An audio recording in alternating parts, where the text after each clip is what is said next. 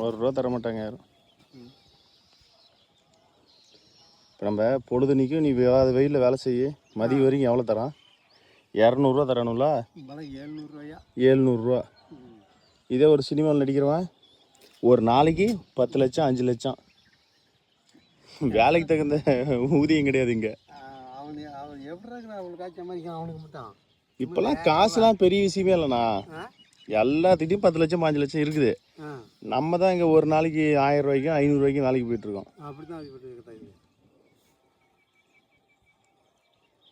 என்ன வெயில்! இப்போ நெல்லுலாம் அடிச்சு தூக்குறப்ப எவ்வளோ சொன்ன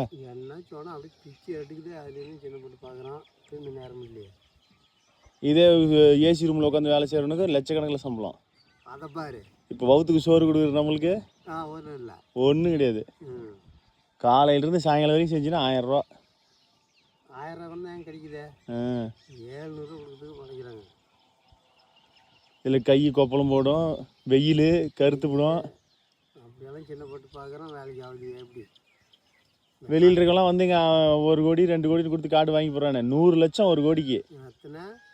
1 கோடி இருந்துச்சுன்னா நம்ம ஊர் கடனே அடிச்சு போடலாம். மாரியக்கோயில கொண்டு போய் 100 லட்சத்தையும் மனத்தை வச்சுட்டு யார் யாருக்கெல்லாம் கடன் இருக்குது எல்லாம் எடுத்துகிட்டு போங்கடான்றா. எப்படி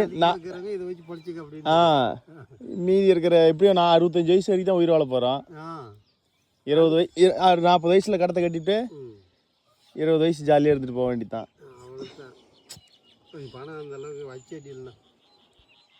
ஆச்சுலாம் அடிக்க முடியாதுண்ணா.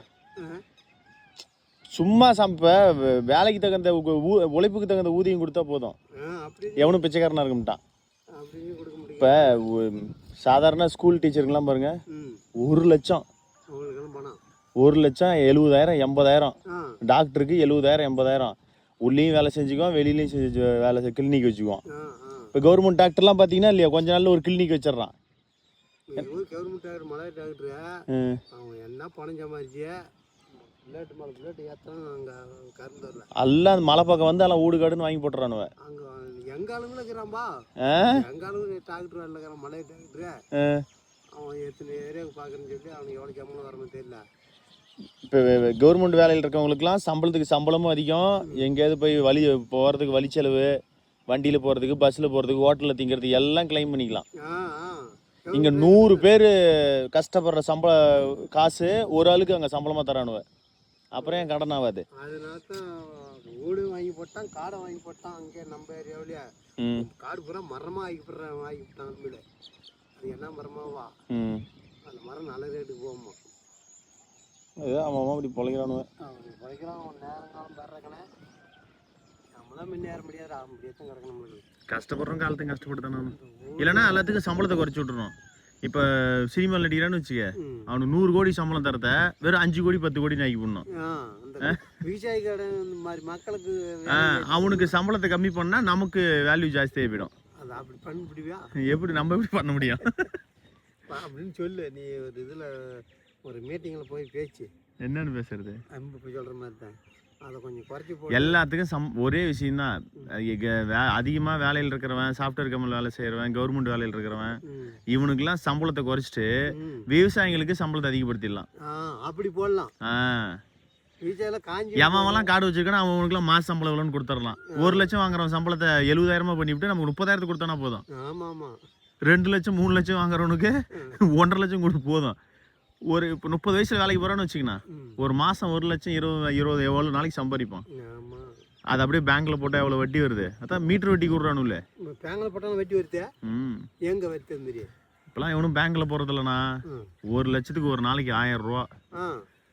1 லட்சத்துக்கு 1000 ரூபா என்னாச்சு? ஒரு மாசத்துக்கு 30,000 ரூபா வட்டி. அது மாதிரி எவனாச்சும் கொடுக்குறான்னு நாடு நாசமா போறதுக்கு முக்கிய காரணமே வட்டி கொடுறது தான். வட்டி கவர்மெண்ட்ல வட்டி கட்ட முடியா, அதுக்கு இந்த காட்டு வாங்கி போட்டான்றாங்க. பணத்தை வச்சுக்கிட்டு யாரா இருந்தாலும் 65 வயசு 70 வயசு வரைக்கும் தான் இருக்க போறான். அதுக்கு மேல கிடைக்க முடியாது. அதுக்கு மேல ஒண்ணும் பண்ண முடியாது. இருக்கிற வரையும் கடன்லாத கொஞ்சம் நல்ல. இப்ப எல்லாம் ஆடம்பரத்துக்கு தான் நம்ம வேலை செய்யறோம். இப்ப நம்ம என்ன பண்றோம்? காலைல சோறு திங்கிறோம், அப்புறம் காட்டில் ஃபுல்லாக வேலை செய்கிறோம், சாயங்காலம் போகிறோம், படுத்துக்கிறோம். ஆனால் வெளியில் இருக்கிறவன் அவன் தேட்டருக்கு போவான், அவன் சட்ட துணிமணி போடுறதுக்கு, இதுக்கு தான் நம்ம உழைச்சி கொடுக்குறோம். பணக்காரன் வாழ்கிறதுக்கு தான் நம்ம வேலை செஞ்சிட்ருக்குறோம். நம்ம வாழ்கிறதுக்கு யாரும் வேலை செய்யலை. இந்த ஊர் 3 குழியாக டீ வச்சுருக்கிறாங்க, போய் குடிச்சிட்டு இன்னும் எத்தனை குச்சி பார்த்துட்டு எண்ணி பார்த்துட்டு நட்டலாம். இந்த காய்க்கு வேலை செய்கிறோமே 20 ரூபா போவோம் கிலோ. அவன்தான் வரான். இப்போ கமிஷன் மண்டிலாம் இருக்குதுல்ல, இங்கேருந்து நம்ம கொண்டு போகிறோம். இப்போ இங்கே காய் பறிக்கிறதுக்கு நம்ம கூலி கொடுக்குறோம், வண்டியில் ஏற்றிட்டு போகிறதுக்கும் கூலி கொடுக்குறோம். ஒன்றுமே இல்லாமல் கமிஷன் மண்டி வச்சுருக்கிறவன் அவனுக்கு எவ்வளோ காசு? அவன் பழைக்கிறான் கைமா. ஒரே ஆள் எத்தனை விவசாயி வேலை செய்கிறான்? கமிஷன் வண்டி வச்சுக்கலாம் பாரு, கையிலலாம் 4 பவுன் 5 பவுனில் போட்டிருப்பான். அவனுக்கு பணமே ஃபுல் பணம் வச்சுருப்பானு தள்ளுறான் தான். அதே மாதிரி மாட்டு வியாபாரியும் வந்துருத்தான். இந்த கை மாற்றுவோம், அந்த ஆள் போனாக்கா லட்சங்கள் கிடைக்கிறதே ஒரு 1000 2000. கமிஷன் மண்டிலாம் இல்லாமல் இருந்துச்சுன்னு வச்சுக்க எவ்வளோ காசு. இப்போ நம்மகிட்ட 1 கிலோ 20 ரூபான்னு கத்திரிக்காய் வாங்குறான், அவன் போய் எத்தனை இதாக பிரித்து விற்றுப்படுறான். அப்படித்தான் இது மாதிரியே இருக்கக்கூடாதுண்ணா. அந்த காலத்துலலாம் பொருளுக்கு பொருள் மாற்றிக்குவாங்க, பண்டை மாற்று முறையும்பாங்க, ஞாபகம் இருக்குதா? இங்கேருந்து கொண்டு வந்து காய்கறி கொடுத்துட்டு அங்கேருந்து புளி வாங்கிக்குவாங்க. அப்படித்தான் அந்த மாதிரி பண்ணிவிட்டா இவ்வளோ கடனே ஆயிருக்காது யாருக்கும். அது மாதிரி தான் நம்ம ஏரியாவெல்லாம் இங்கேருந்து புளி மாற்றுறதுக்கு முட்டை பண்ணிடுறோம், இட்லி சுடுத்துக்கிறோம். இட்லின்னா நம்ம மேலே கரும்பு சுட தெரியாதாப்பா, என்னென்ன பொருள் போடணுன்ட்டு. இட்லி கொண்டு வந்து கொடுத்தாங்களா அப்படியே போச்சு போயின்னு இருக்கு அந்த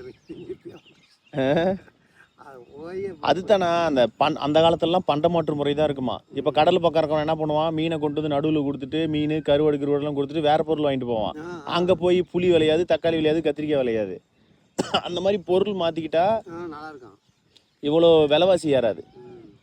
இங்கே இருக்கிற ஆந்திராவில் இருக்கிற தக்காளி இங்கே வரும், இங்கே இருக்கிற தக்காளி அங்கே போவோம், பக்கத்துலேயே ஒன்று வாங்கிக்க மாட்டான். அப்படித்தான் பண்ணுறாங்க. நம்ம காட்டில் தக்காளி விளைவிக்கிறோமா, ஆனால் கடையில் பக்கத்து இருக்காரன் போய் வாழைப்பல்ல தக்காளி வேண்டான். இது பொழப்பே சிரிச்சுட்டு தான் இருக்குது. அங்கங்கனக்குள்ள வச்சிடணும். இப்போ இங்கே இருக்கிற மக்களுக்கு இங்கே இருக்கிற காய்கறி தான், இங்கே இவங்களுக்கு தான் அரிசிமா, அந்த மாதிரி இங்கே கிடைக்கும். எல்லாம் இல்லை போனால் ஆந்திரா காய் தான் வச்சுக்கிறான், அங்கே இதில் தலைவச்சு இல்லை. அங்கே வந்து வண்டி கட்டிட்டு வந்து அப்புறம் இங்கே இருக்கிற தக்காளி ஆந்திரா கொண்டு போகணும், போய் ஒசூரில் விற்போனுவேன். இது பொழப்பு எப்படி காய் தீத்தா பழமும் அங்கே தான் போகுது, நம்ம ஏரியாவில் இருந்து அங்கே போகுது. முதல்ல இப்போ ஒரு 100 கிலோ தக்காளி இங்கே தேவைப்படுதா, 100 கிலோ மட்டும் இங்கே வச்சுட்டு மீதி தான் அனுப்பணும். மொத்த தக்காளி அங்கே அனுப்புகிறான், இங்கே அனுப்புகிறான், அங்கேருந்து கொண்டு வந்தால் இங்கே விலை கம்மி. பண்ணுறாங்க நாடு அப்படித்தான் போயிட்டு இருக்கு.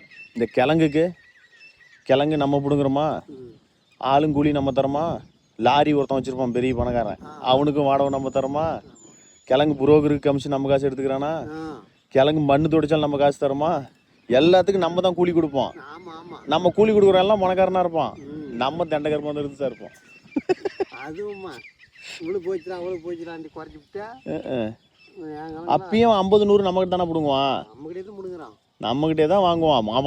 அவனுக்கு வர லாபத்தில் 1 ரூபா தர மாட்டானுவ, அதனால தான் அவன் அப்படி கொடி கட்டிட்டு இருக்கானுவ. தொழில் பார்க்குற எல்லாரும் காசு நிறையா வச்சுருப்பானுண்ணா. தொழில் பார்க்குறவனுங்க எல்லாருமே வந்து கமிஷன் மண்டி பிஸ்னஸ் பண்ணுறவங்களாம் நிறையா இருக்கும். நம்மக்கிட்ட தான் ஒன்றுமே இருக்காது. இப்போ 10 லட்சம் 20 லட்சம் நம்ம கடத்துக்கு எப்படி, ஏதோ பைக்காரன் வந்துட்டா கூட கடைக்காரன் வந்துட்டா நமக்கு பயமாக இருக்குது. இதே அவனுங்களாம் அப்படி இருக்கானுங்களா, 10 லட்சம் 20 லட்சம்னா சும்மா 1 மாதத்து 2 மாதத்து செலவுலாம் கூட இருக்குது.